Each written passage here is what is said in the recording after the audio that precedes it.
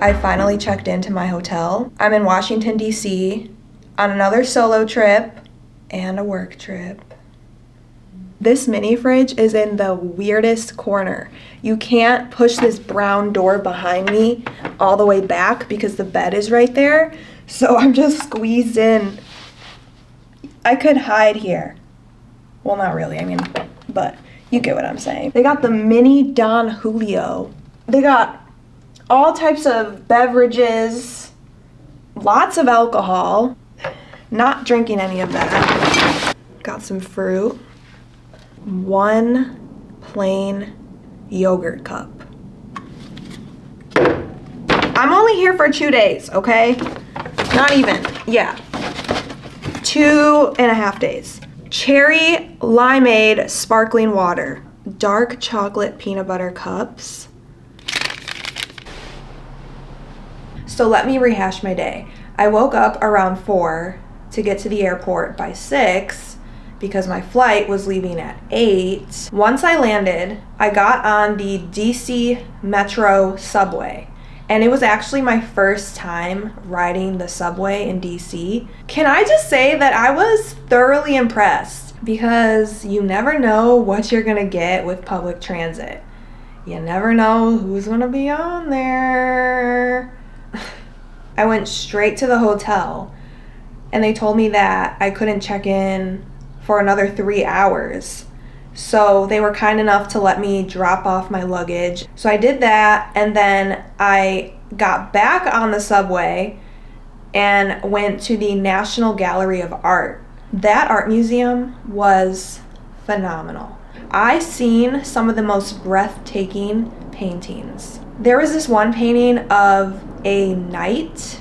I don't recall the exact time period, but I want to say it was probably between 14 and 1500. But the knight was handsome.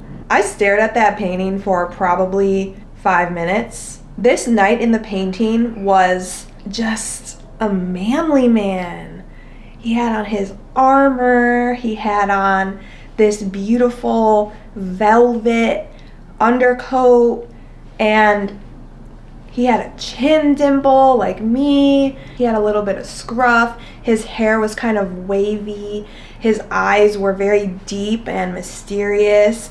And in the background, you could see a castle and people in a field. I've always loved the medieval and Renaissance era, and I'm grateful that we have these paintings to look at in this century, because we all know that back then they didn't have phones. Artists during those time periods were so beyond talented. The attention to detail that they had, it is mind-blowing. Another painting that I saw was of these lions, and they were surrounding a man who was very distressed. The lions were stunning.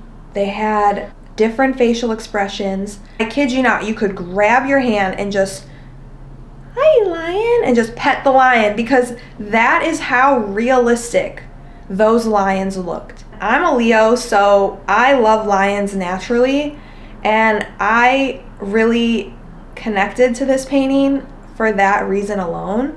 I seen this portrait of a woman, and it was sometime between 1700 and 1750. She looked very fancy. The part of the painting that stood out to me was her little pug that she had included in the portrait.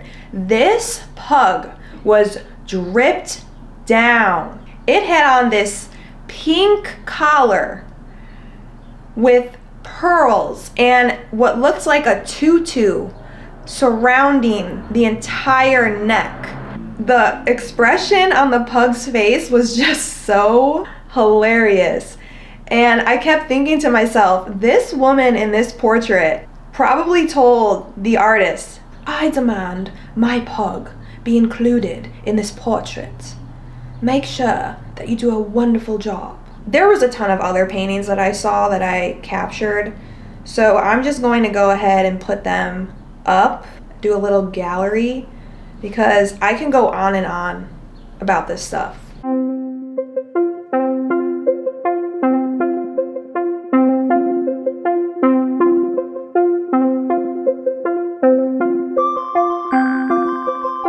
Oh, wait, forgot something.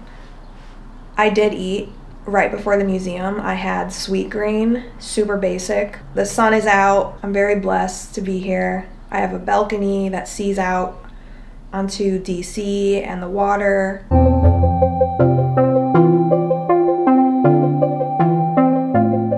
I know I spend a lot of time alone. Obviously, this trip is an exception because I'm here for work, but regardless, I'm a very independent person, and I'm rarely with people. I'll have to get into that in further detail sometime very soon. But for now, I'm just watching basketball because there wasn't anything on TV. This hotel room has a big sliding glass door to go out to the balcony, and I don't know how to bring down the curtains that are part of half of the glass door. So I have this fear that I'm going to wake up in the middle of the night tonight, turn to the glass door, and see an alien just staring at me. It sounds unhinged and crazy, but it's scary. Windows that don't have blinds in the middle of the night? Yikes. Yeah, it's a sign I should just probably go to bed. Good night.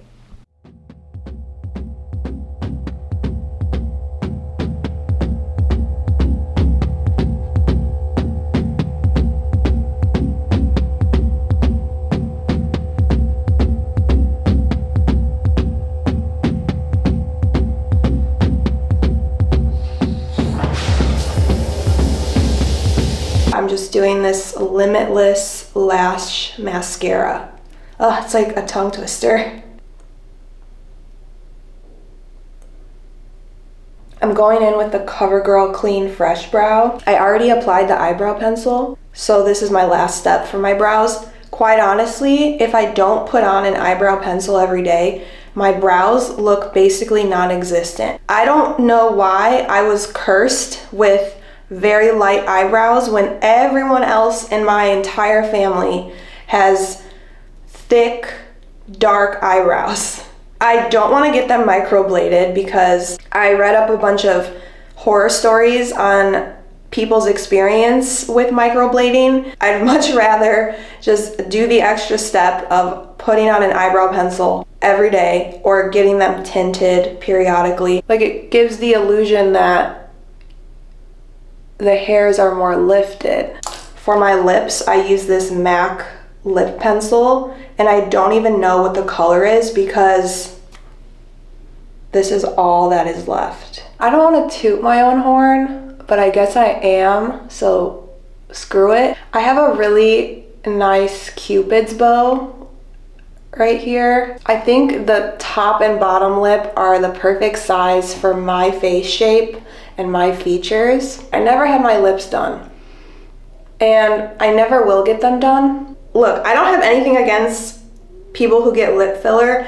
I just want to embrace my natural features. My ultimate favorite fragrance is Baccarat Rouge 540. And the reason I love it is because it lasts all day and the smell is just one of a kind. And on top of it, Mason Kardashian is an Armenian French perfumist, and I am a quarter Armenian, so I gotta support all my Armenian people. That makes it all the more special. So I just do a little bit on the front and on the back of my neck. I read that that is one of the best things to do. I do a spritz on my wrists, but I don't do this.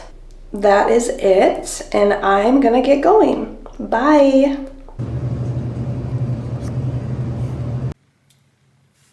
I can taste the cayenne. I'm a bit run down.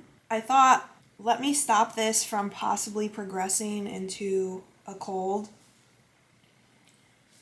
Knock on wood, I haven't gotten sick in a very long time. Actually, the last time that I got sick was with, let's just say it starts with a C and ends with a D. It was just my luck that I got it for the first time when I was in Spain.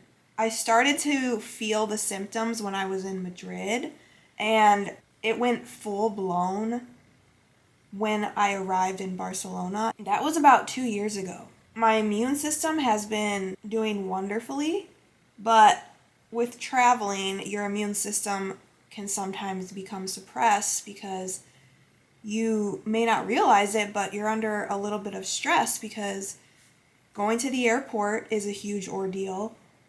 Getting to your destination, checking into your hotel, getting acclimated with your surroundings.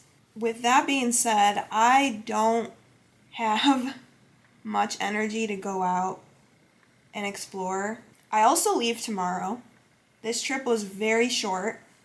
So after I finish up my last set of work meetings, I have to beeline it to the airport because my flight leaves 3 hours after my last meeting. If I had more time, I would have explored more, obviously, but the circumstances of this trip made it a little bit more challenging. So this is essentially the hotel diaries.